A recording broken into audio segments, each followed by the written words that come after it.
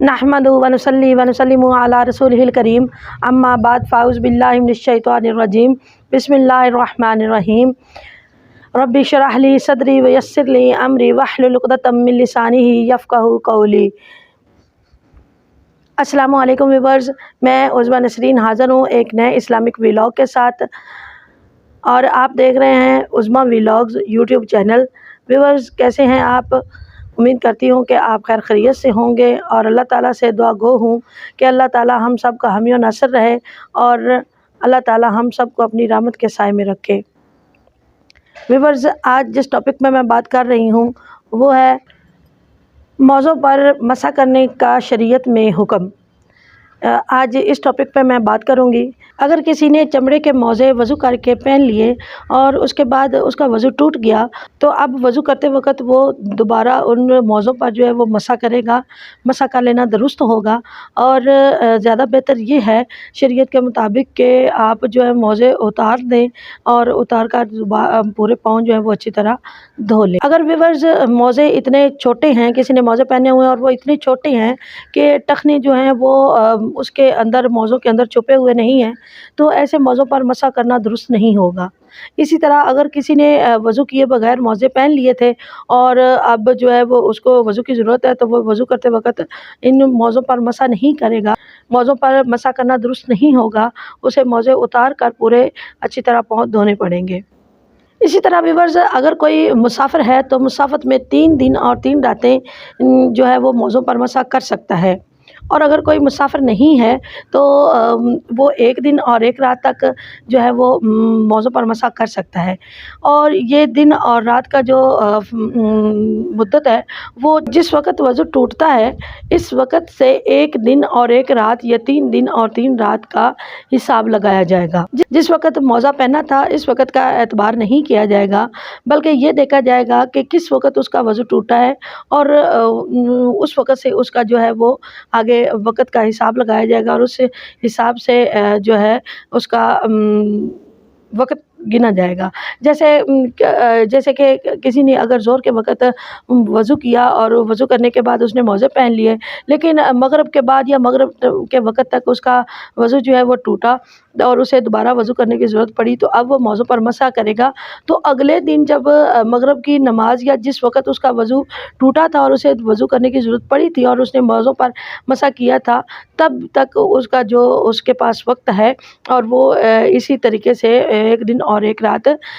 گنا جائے گا۔ یہ اس کے لیے ہے جو سفر میں نہیں ہے، لیکن جو سفر میں ہے اس کے لیے 3 دن اور 3 راتیں ہیں، اور وہ بھی اسی طرح سے گنی جائیں گی کہ جب اس کا وضو ٹوٹے گا اور اسے وضو کی دوبارہ ضرورت پڑی، اس نے وضو کیا، تب اس نے موزوں پر مسح کیا، اور تب سے اس کی یہ مدت گنی جائے گی۔ اسی طرح اگر کسی نے موزہ پہنا ہوا تھا اور کوئی ایسی حالت مطلب اس کے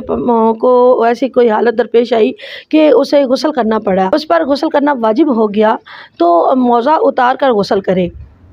غسل کے ساتھ موزے پر مسح کرنا درست نہیں ہوگا۔ ویورز، مسح ہمیشہ موزوں کے اوپر سے کیا جاتا ہے، نیچے سے تلوؤں سے نہیں کیا جاتا۔ اسی لیے شریعت میں یہ حکم ہے کہ جو مسح ہے وہ موزوں کے اوپر کی طرف سے کیا جائے، موزوں کے تلوؤں کی طرف سے نہ کیا جائے، یہ درست نہیں ہے۔ موزوں پر مسح کرنے کا ویورز طریقہ یہ ہے کہ ہاتھ کی جو ہماری یہ انگلیاں ہیں ان کو تر کرنے کے بعد پانی سے اچھی طرح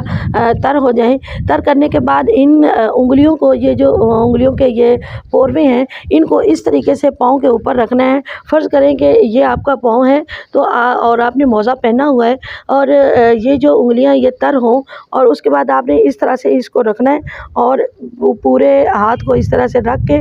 تھوڑا سا یہ جو آپ کی ہتھیلی ہوگی اس کو آپ نے اوپر کی طرف رکھنا ہے، اور انگلیوں کے پوروے جو ہیں وہ پاؤں کی انگلیوں کے اوپر رکھ کے تو اس طرح سے آپ نے لانا ہے، تاکہ اور پورے جو پاؤں کا ٹخن تک آپ نے اس طرح سے پھیر کے لانا ہے۔ اس طرح سے مسح کرنا ہے۔ لیکن اگر کوئی مسح کرتے وقت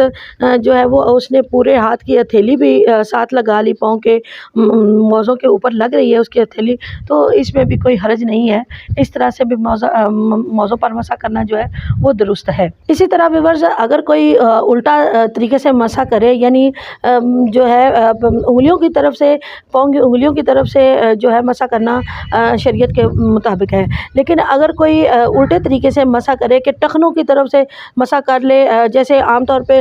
لوگ جو ہوتے ہیں مسح کرتے وقت ایسے ہاتھ مار دیتے ہیں، ایسے کر دیتے ہیں، تو اس طرح سے مسح تو ہو جاتا ہے لیکن یہ شریعت کے مطابق مستحب نہیں ہے۔ کسی نے مسح کیا موزوں کے اوپر، اور مسح کرنے کا اس کا طریقہ یہ تھا کہ اس نے موزوں کے تلوے جو ہیں یہ نیچے سے، یہ تلوے جو نیچے سے تلی کے جو جسے ہم کہتے ہیں، اس کے کی طرف سے مسح کیا، یا پھر اس طرح سے سائڈ سے کیا، اس طرف سے کیا،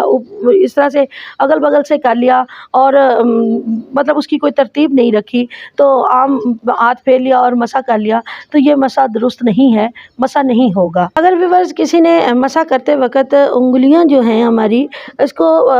پوری انگلیوں کو موزوں پر نہیں رکھا، بلکہ یہ ان کے انگلیوں کے یہ جو سرے تھے یہ والے، ان کو صرف موزوں کے اوپر رکھا ہے اور اس طرح سے کھینچ کے وہ لے گیا ہے، اور صرف سرے ٹچ ہوئے ہیں، تو موزوں پر مسح جو ہے وہ نہیں ہوگا، اس طرح سے کرنا درست نہیں ہے۔ لیکن ایک شرط یہ ہے کہ اگر انگلیوں سے اتنا پانی ٹپک رہا ہو کہ پانی جب وہ اس نے اس طرح سے کیا تھا مسح، تو 3 انگلیوں کے برابر پانی جو ہے وہ موزوں کے اوپر بیٹھ جائے، اور